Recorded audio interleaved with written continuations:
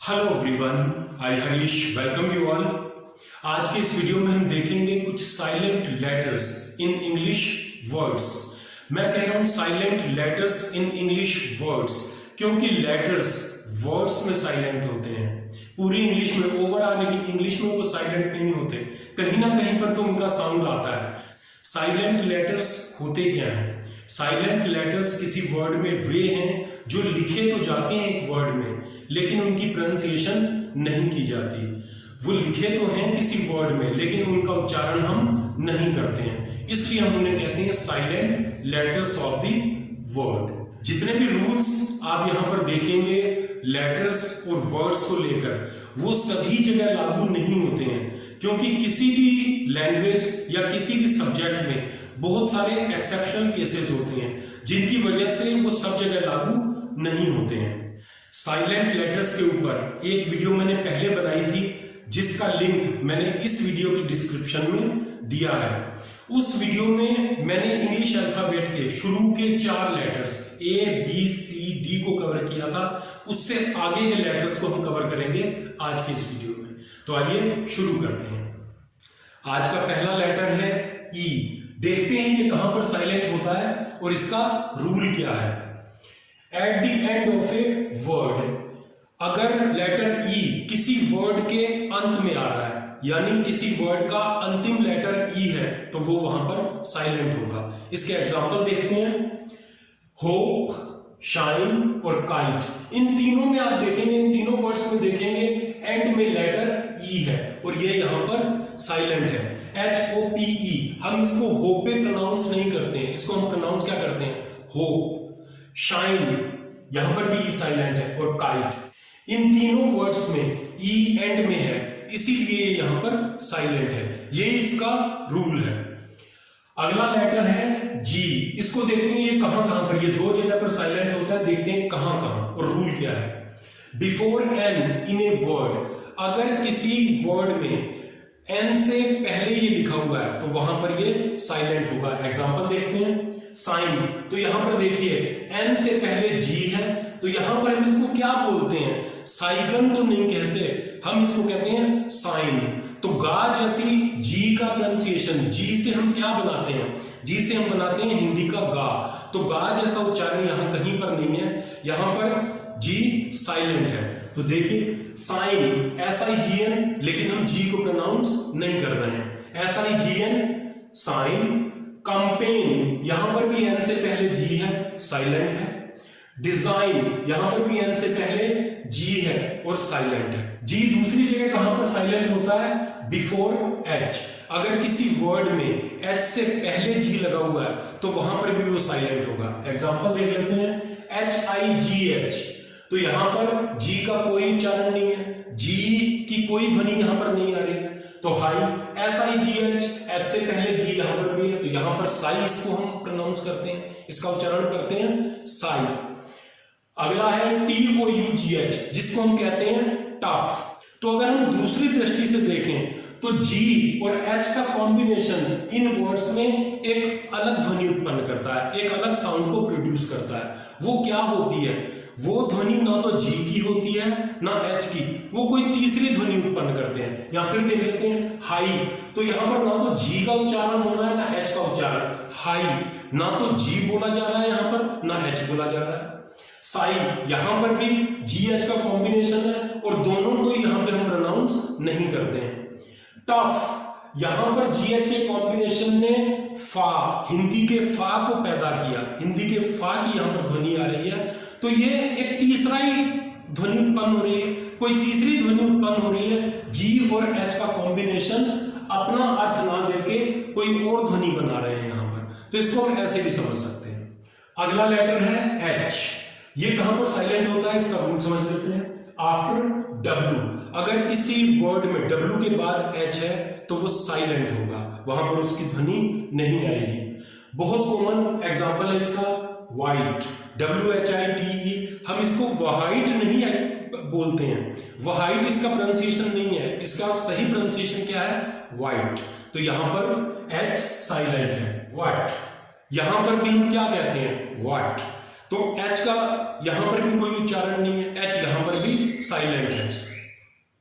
Van, तो यहां पर भी हम वैन बोलते हैं, वैन या कुछ इस तरीके का अगर हम प्रोनाउंस करते हैं तो वो उसका प्रोनाउंसिएशन गलत हो जाता है। सही प्रोनाउंसिएशन क्या है?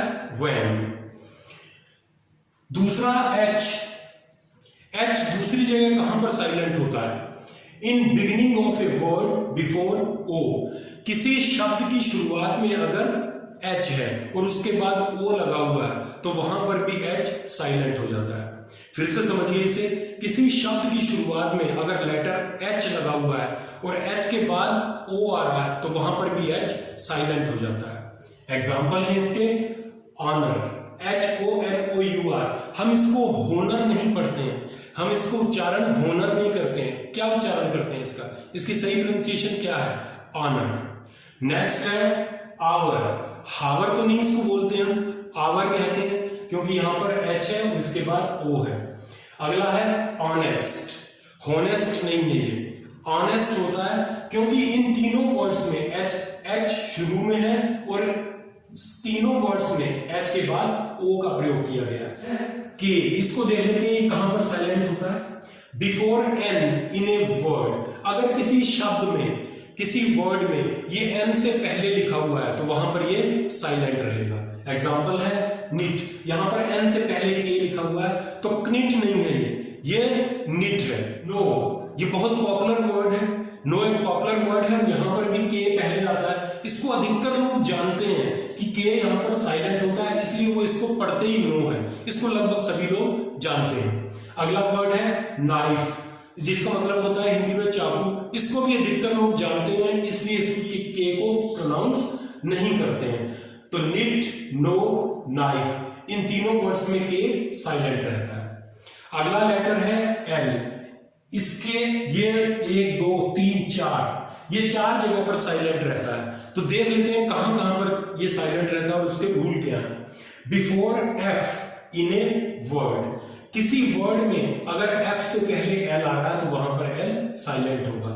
हाफ, काफ, हाफ, काफ, तो हाफ यहां पर एफ से पहले एल आ रहा है, यहां पर भी एफ से पहले एल आ रहा है, तो इन दोनों जगह पर एल साइलेंट है। हम हाल्फ तो नहीं बोलते, हम क्या प्रोनाउंस करते हैं? हाफ। इसी तरह से काफ।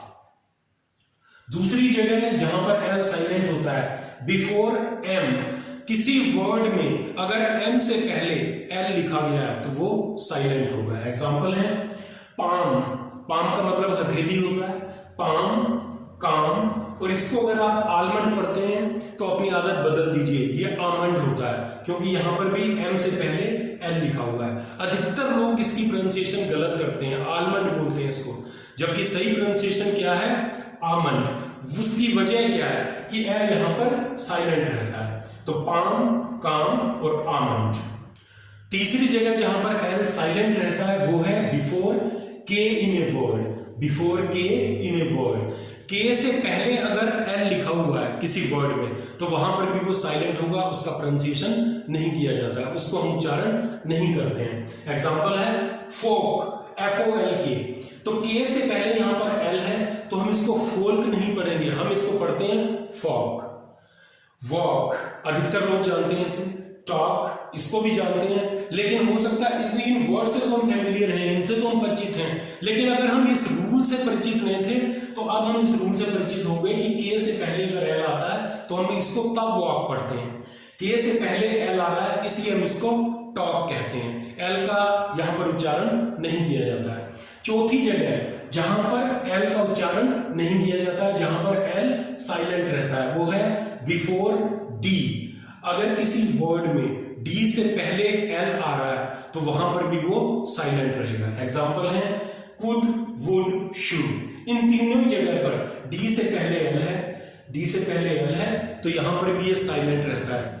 तो जैसा मैंने पहले कहा, ये सारे रूल्स सभी जगह लागू नहीं होते हैं, कुछ एक्सेप्शनल केसेस होते हैं जहां पर इन रूल के हिसाब से नहीं चला जाता। चलिए देखते हैं अगला लेटर एन, ये कब साइलेंट होता है? इसका रूल है after M in a word, किसी शब्द में, किसी वर्ड में अगर एम के बाद आ रहा है तो वहां पर वो साइलेंट होगा। एग्जांपल देखते हैं डैम, DAMN, यहां पर N आ रहा है M के बाद, N से पहले यहां पर M है, तो यहां पर हम इसको पढ़ते हैं डैम, डैम पढ़ा जाता है इसे, इसकी सही प्रोनाउंसिएशन है dam.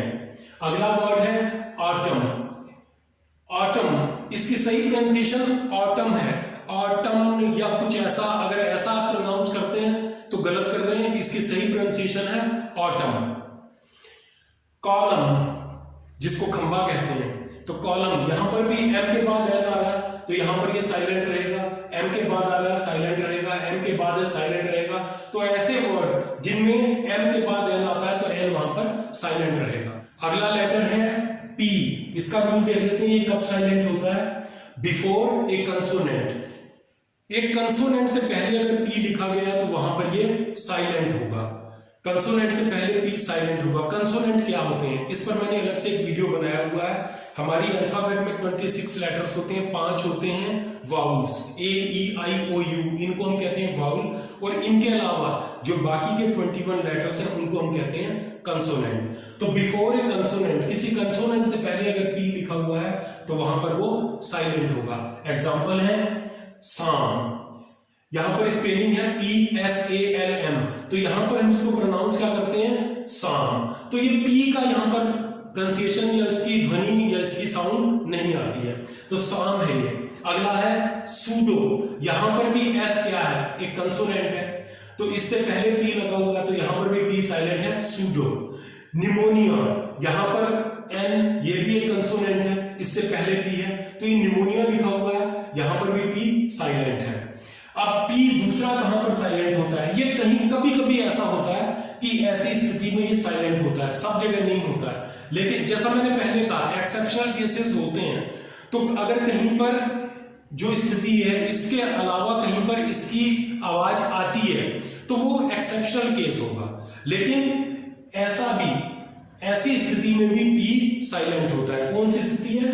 After a vowel in a word, अगर किसी वाउल, A-E-I-O-U, अभी मैंने बताया ये वाउल होते हैं, अगर किसी वाउल के बाद P किसी वर्ड में आ रहा है तो वहां पर वो साइलेंट हो जाता है। एग्जाम्पल है इसके कू, तो ये खाली कू है, कूप नहीं है, ये क्या है? कू, इसका मतलब होता है तख्ता पलट करना, तो ये कूप ना होकर इसकी सही प्रोनाउंसिएशन क्या है? कू, तो P यहां पर साइलेंट है। अगला है कबर्ड, अब यहां पर ये कप बोर्ड जैसा दिखाई दे रहा है, लेकिन इसकी सही जो प्रोनाउंसिएशन है वो है कबर्ड, कप बोर्ड इसकी सही प्रोनाउंसिएशन नहीं है, सही प्रोनाउंसिएशन इसकी कबर्ड है। तो यहां पर भी P से पहले वाउल है, यहां पर भी P से पहले वाउल है, तो यहां पर P साइलेंट है। आई होप अब इन साइलेंट लेटर्स को आप अच्छे से समझ गए होंगे, इनको अच्छे से प्रैक्टिस कीजिए और अपनी इंग्लिश को इंप्रूव करिए। इससे पहले भी मैंने एक वीडियो बनाई है और इसके बाद भी अभी जो लेटर्स रह गए हैं मैं उसको भी कवर करूंगा एक वीडियो और बनाकर। तो इन तीनों वीडियोस को आप देखें, इनकी साइलेंट लेटर्स वाले वर्ड्स की प्रैक्टिस कीजिए, आपकी इंग्लिश काफी इंप्रूव हो जाएगी। अगर ये जानकारी पसंद आई हो तो इस वीडियो को लाइक कीजिए, इस चैनल को सब्सक्राइब कीजिए और इस चैनल की सारी वीडियोस को शेयर कीजिए अपने फ्रेंड्स और रिलेटिव्स के साथ।